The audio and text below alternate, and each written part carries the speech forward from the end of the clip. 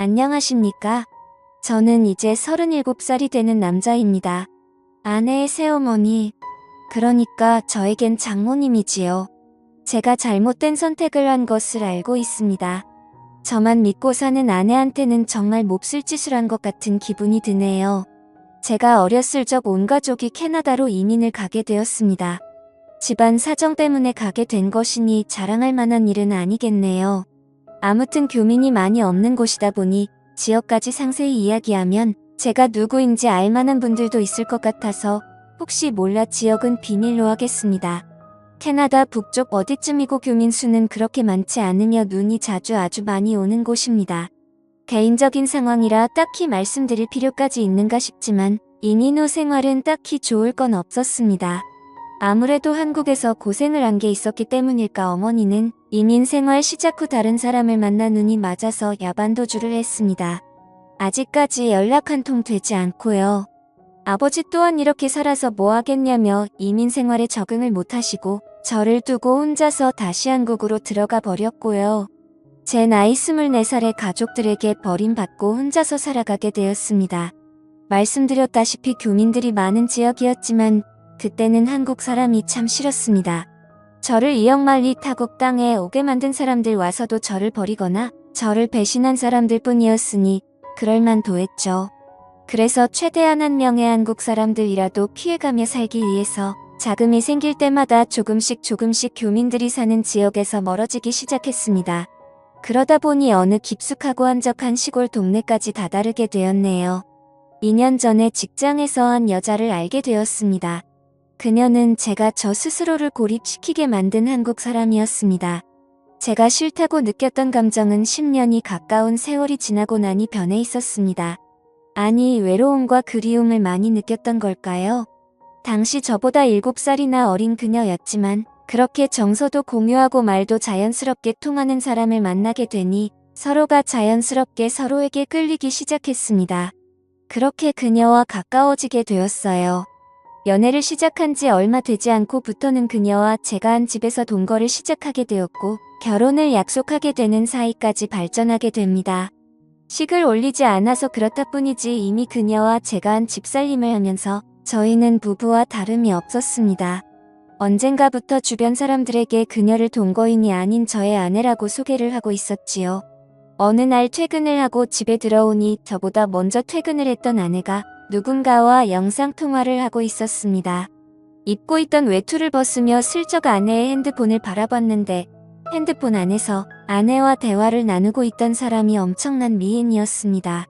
나이는 저와 살짝 비슷하거나 많아 보이기는 했지만 작은 전화기 화면 너머로 보이는 미모는 솔직히 말했을 때도 제 아내보다 훨씬 화려하고 아름다워 보였습니다. 누구보다 눈이 많이 오는 캐나다에 어울리는 창백하다 생각이 들 만큼 투명한 피부. 그리고 그 피부를 더 새하얗게 보이게 만드는 어깨 뒤로 늘어뜨린 긴 검정색 생머리. 저도 모르게 시선을 떨쳐낼 수가 없더라고요. 그렇게 통화하는 아내 곁을 떠나지 못하고 있는데 아내가 아빠는 잘 지내? 하면서 아버지의 안부를 묻고 있으니 그녀의 사촌 언니 정도로 생각을 했습니다. 왜냐하면 제 아내한테 형제가 없는 건 제가 이미 알고 있었거든요. 그런데 그 말을 들으니 제가 아내에 대해서 모든 걸 알고 있다고 생각했는데 그녀의 가족 구성원조차 모르다니 내가 아는 게 아무것도 모르는구나 하는 생각이 들었습니다. 이윽고 통화를 마친 아내가 저에게 다가왔어요. 아내에 대해서 좀 더 잘 알아가야겠다 반성하던 차였으니 아내에게 방금 통화한 사람이 누구냐고 물어봤습니다. 그때까지도 저는 전화기 속 그녀의 미모에 반해 있긴 했지만 핵심을 갖거나 할 생각은 없었고 순수하게 아내를 알아가기 위해서 물어본 것이었거든요. 그런데 아내의 대답에 저는 더 이상 핵심을 가질 수도 없는 사람이란 걸 알게 되었습니다. 저에게 놀라지 말라고 하면서 방금 자기랑 통화한 사람은 다른 사람이 아니고 자기 엄마라고 하더라고요. 말도 안 되는 소리 하지 말고 똑바로 말하라고 정색을 했습니다.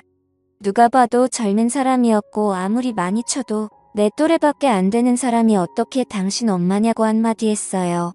아무리 시집을 일찍 갔고 20살이 되자마자 아내를 가졌다고 해도 50이 가까운 나이일 텐데 아무리 봐도 나랑 비슷하거나 조금 더 어리거나 한 사람이 당신 엄마일 수가 없다고 했습니다. 그런데 아내는 제 반응에 재밌다는 듯이 웃더니 그 자초지종을 설명해 주었습니다. 아내는 홀아버지 밑에서 자라왔다고 합니다. 친어머니는 자신이 어릴 때 돌아가셨다고 하고요. 아내가 대학교 입학을 준비하기 위해 봤던 과외가 있었는데 지금 엄마는 그때 자기를 가르쳐주던 과외 선생님이랍니다.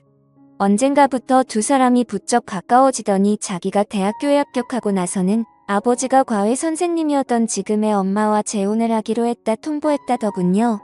또래의 새어머니를 맞으면 기분이 어떨까 했는데 아내도 아버지가 혼자서 오랫동안 외로워하는 걸 봐왔고 새어머니인 그녀조차도 같이 동고동락하며 대학교 입시를 준비하는 걸 도와줬던 사람이었으니 그렇게 거부감이 들지 않았다고 하더라고요. 오히려 아버지의 재혼을 환영해줬다고 합니다. 그리고 새어머니인 그녀도 아내를 사랑으로 감싸주었고 친구이자 언니이자 엄마로 재혼 후에도 아내에게 지극정성이었다고 말해주더군요. 아내도 저희 말에 우리가 같이 한 지가 벌써 몇 년인데 이런 개인사도 말을 안 했다니 세상 미안하다며 다시 전화기를 들어 자기의 새 엄마를 저에게 소개시켜 주었습니다. 작은 핸드폰 너머로 보이는 그녀의 모습은 아까 봤던 대로 정말 아름다웠습니다. 이번에는 먼 발치가 아니라 코앞에서 보고 있는데 요즘 핸드폰 화질이 좋다 보니 코 위에 있는 점까지 또렷하게 보이더군요. 그녀가 눈웃음을 치는데 저도 모르게 속에서 뭔가 불타오르는 게 느껴졌습니다. 그녀를 장모님이라고 부르려는데 입이 잘 떨어지지가 않았습니다. 인정하기 싫다기보다도 저와 비슷한 나이대의 여자에게 그런 호칭을 써도 되는가 싶은 생각이 더 컸어요. 아내는 저녁 준비를 하고 있을 테니 자기 엄마하고 통화 좀 하고 있으라고 하고는 주방으로 향했습니다. 어색해져서 전화를 끊어야 하나 말아야 하나 하고 있는데 전화기 너머 장모님도 알 수 없는 미소를 지으며 저를 바라보고만 있었습니다. 두 사람 사이에 그 어떤 말이 오가지 않았지만 저는 그녀에게 집중을 할 수밖에 없었습니다. 그녀의 앙담은 입술과 지을든 말듯 티도 안 나게 미소 짓고 있는 모습과 그 눈빛에 저도 모르게 그녀에게 거역을 할 수 없겠다는 생각을 했기 때문입니다. 정말 두 사람 사이에 서로 말 한마디 오가지 않았지만 어색함에 조금 불편함을 느끼던 차였습니다. 아내가 저녁 준비가 끝났다고 이제 그만 전화를 끊고 오라고 하더군요. 식사 때문에 정중하게 이만 전화를 끊겠다고 말하는데 그녀가 저를 불러 세우며 저의 개인 연락처를 물었습니다. 조금 의아했는데 아내가 가끔씩 전화를 안 받을 때가 있어서 걱정이 되고는 하니 비상 연락망 정도의 느낌으로 물어보는 거라 해서 설명하더라고요. 그런데 그날 이후로 부쩍 장모님으로부터 오는 연락이 매일 같이 오기 시작하더군요. 사소한 이야기를 하려고 전화를 했다고 싶을 정도로 사소한 이야기를 하실 때도 있었습니다. 저도 싫지만은 않았기 때문에 그 전화에 대해서 그 어떤 의문도 갖지 않았습니다. 겉으로 보이는 외모 때문인지 저에게 전화를 걸어오는 장모님을 장모님이라고 부를 수가 없었어요. 차라리 누나라고 불렀으면 불렀지 도무지 입이 떨어지질 않더라고요. 그녀도 저를 사위라고 부르는 일은 없었습니다. 하루는 아내가 같이 있는데도 계속 저에게 전화를 걸더군요. 연락을 받으니 또 전화를 끊을 생각을 하질 않아서 부담스러워하고 있는 상황이었습니다. 그래서 어떤 날에는 아예 밖으로 나가 전화를 받기도 했습니다. 왜냐하면 그때쯤부터는 장모님도 아내의 안부를 위해 거는 전화가 아니라 지극히 개인적인 용으로 전화를 걸어 저랑 대화를 나누는 사이가 되어 있었기 때문입니다. 남들 들려주기에는 조금 민망한 대화를 나누고 있었기에 아내가 잠깐 뭔가 준비하는 틈을 타서 밖에 나가서 다시 전화를 받았습니다. 한참 장모님이 전화기 너머로 하는 말에 정신이 빠져 한참 열이 올라 있는 상황이었는데 아내가 뒤에서 저를 툭 치더라고요. 깜짝 놀라서 정말 그 자리에서 쓰러질 뻔했습니다. 아내가 누구랑 통화를 하길래 밖에서 전화까지 하고 있냐는 말에 당황을 했어요. 재혼한 젊고 예쁜 너네 엄마라고 말을 솔직하게 해줘야 하나 그런 고민을 하고 있는데 장모님이 자기가 해결하겠다고 아내를 바꾸랍니다. 저는 이제 다 들켜버린 거구나 하고 망했다는 생각을 하고 조마조마해하고 있었습니다. 전화를 넘겨받은 아내도 처음에는 조금 심각한 표정이었는데 전화를 받고 얼마 지나지 않아서 얼굴이 활짝 피더라고요. 저는 오히려 더 의심을 사지 않을까 했는데 장모님이 무슨 말을 해서 아내의 기분을 저렇게 좋게 만든 건가 싶었습니다. 저는 두 사람이 무슨 이야기를 하는지 알 방도가 없으니 답답하기만 했어요. 통화가 끝난 건지 아내가 저한테 전화기를 건네줬고 저한테 어떻게 말도 없이 그럴 수 있냐고 묻더라고요. 장모님이 무슨 이야기를 했는지 모르는 상황에 아내 입에서 나온 말에 저도 억장이 무너지는 것 같았습니다. 이제 다 끝났구나 싶었는데 아내가 저를 와락 안아줬어요. 어떻게 돌아가는 상황인지 모르니 당황스러웠는데 아내가 기뻐하면서 하는 말이 장모님이 대충 전화로 저와 아내의 결혼식에 대해서 물어봤다는 말을 했다고 하더라고요. 그리고 일단 캐나다에서 작게 결혼식을 올리는 게 어떻겠냐며 장인어른과 장모님이 캐나다에 방문을 하겠다고 했어요. 아내는 들떠서는 기뻐하며 저보고 속이 깊은 사람이라고 했습니다. 제가 아내가 친엄마처럼 여기던 사람과 전화로 뭘 했는지도 모르고 그렇게 기뻐하는 모습을 보니 미안해까지 했어요. 아내는 캐나다에 살면서 젊은 시절에 웨딩드레스 입는 건 포기하고 있었는데 정말 고맙다며 엄청 감동한 눈치였습니다. 왜냐하면 제가 군입대 때문에 다시 한국으로 들어가기 조금 어려운 상황이라 한국에 들어갈 방법이 따로 없어서 가지고요. 아무튼 그렇게 갑작스럽게 결혼식을 준비하게 되었고 몇 달 지나지 않아서 장모님과 장인어른이 비행기를 타고 이 지역으로 도착하게 되었습니다. 아내는 오랜만에 가족들을 만난다는 생각에 기분이 한층 업되었고요. 저는 하지만 속으로 오만 가지 생각이 들었습니다. 장모님이 또 어떤 돌발 행동을 해올지 몰랐으니까요. 공항에서 실물로 처음 만난 장모님은 손바닥만한 전화기 화면 속에서 보던 것보다 훨씬 아름다웠습니다. 키도 크고 화장이 진하긴 하지만 그만큼 더 새하얀 피부가 강조되었어요. 제가 좋아했던 검은색 머리는 파마를 해서 두꺼운 웨이브를 지게 만들었더라고요. 하지만 도무지 10시간이 넘는 장거리 비행을 하고 도착한 사람이라고는 생각이 들지 않을 정도로 장모님은 아름다웠습니다. 아내가 아무리 장모님을 언니이자 엄마로 생각한다고 한들 친아버지인 장인어른만큼은 아니었나 봐요. 공항에서부터 계속 아내는 아버지 옆에 달라붙어 떨어질 생각을 하지 않았습니다. 덕분에 어디를 가더라도 어디를 걷더라도 제 옆에는 항상 장모님이 같이 있었고 그만큼 저는 장모님과 또 시간을 보내게 되었어요. 두 사람이 못 듣는다는 걸 확신하는 자리에서는 장모님이 저를 실제로 보니 어떻게 해주고 어떻게 해버리고 싶다 뭐 이런 식으로 짓궂은 농담을 하는데 정말 저도 부끄러워서 고개가 들어지지 않더라고요. 두 사람은 두 달이라는 꽤나 긴 장기 일정으로 놀러 오게 되었습니다. 그동안에 결혼식 준비며 본식도 올리고 있는 만큼 여기 구경도 하다가 가려던 계획이었던 것 같아요. 처음 이주는 시차 적응 때문에 아무것도 못하더라고요. 새벽 출근이 있어서 일찍 일어나서 보면 1층 거실에서 창밖을 바라보고 있는 장모님을 매번 마주치게 되었습니다. 물론 집안에 모두가 있었기 때문에 저도 그만큼 조심조심해야 했어요. 장모님도 그걸 아는지 살짝 다가와 제 손을 잡는 것 말고는 아무것도 하지 않았습니다. 그리고 두 사람이 시차 적응이 완전히 끝난 첫 주말이었습니다. 밖에 대설주의보가 내려와 있는데도 아내는 가족들과 나들이를 가고 싶다고 하더라고요. 장모님은 몸 상태가 조금 안 좋다고 해서 집에 쉬게 되었고 저는 아내와 장인어른을 따라 밖에 나오게 되었습니다. 차로 한 20분쯤 이동했을 때 장모님한테서 아내에게 전화가 왔어요. 눈도 많이 온다고 하고 혼자 있는 게 조금 무서워서 그런데 그냥 오늘 나가지 않으면 안 되냐고요. 아내가 아쉬워하는 분위기였지만 나는 수없이 차를 돌려서 돌아오기로 정하려고 하던 찰나였습니다. 아내가 집에다가 저를 내려줄 테니 저라도 집에 있어 달라고 하더라고요. 아버지랑 꼭 나가고 싶다고 하면서요. 그때 저는 속으로 그날 무슨 일이 나도 나겠다는 예감을 하게 되었지만 딱히 그러지 않겠다는 말도 하지 않았습니다.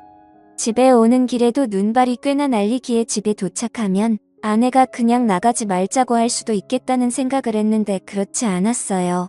정말 저를 내려주고 두 사람은 다시 출발하더라고요. 솔직히 마음속에는 제가 집에 들어가면 큰일이 나겠다는 생각이 들어서 갈까 말까 많이 망설였습니다. 그런데 눈이 너무 내려서 결국 집으로 들어갈 수밖에 없었어요. 집 안에 들어가니 장모님은 거실 소파에 누워서 잠에 들어 있었습니다. 잠자는 모습이 참 아름답더라고요. 그래도 이렇게 주무시고 계시니 다행이다라는 생각이 들었습니다. 이불을 꺼내와 자고 있는 그녀의 위로 덮어주었고 소파에서 잠든 그녀를 뒤로하고 저도 방에 들어가서 잠을 청했습니다. 한두 시간쯤 잠을 청한 것 같은데 아내한테 전화가 왔어요. 결국 제 예상대로 눈 때문에 갇혀서 이틀 정도는 오도 가도 못하게 되었다는 소식을 전하더라고요. 저는 그 말을 들었을 때 이미 모든 걸 포기해버렸습니다. 이틀이라는 긴 시간은 제가 제 의지로 저를 다스릴 수 있는 시간이 아니라고 생각을 했어요. 그 길로 저는 거실로 나가 잠든 장모님을 깨웠습니다. 사정을 설명하고 그래서 우리는 이틀 동안 단둘이 이 집에서 지내게 되었다고요. 잠에서 덜 깬 장모님은 저를 보고 슬쩍 웃더라고요. 이제서야 방해꾼이 없어졌다는 말을 하고서는 말이죠. 사실 장모님은 제가 어떻게든 기회를 만들 줄 알았는데 그러지 않아서 답답했다고 하더라고요. 오늘 짧게나마 같이 있게 된 줄 알았더니 이렇게 길게 같이 있게 될 줄은 몰랐다고 하면서요. 저도 이 상황을 기대하기는 했지만 그렇다고 마냥 이 상황을 즐길 수는 없었습니다. 저 때문에 결혼식까지 포기했던 아내 생각을 하면서 아내에게 죄책감 또한 가지고 있었기 때문에요.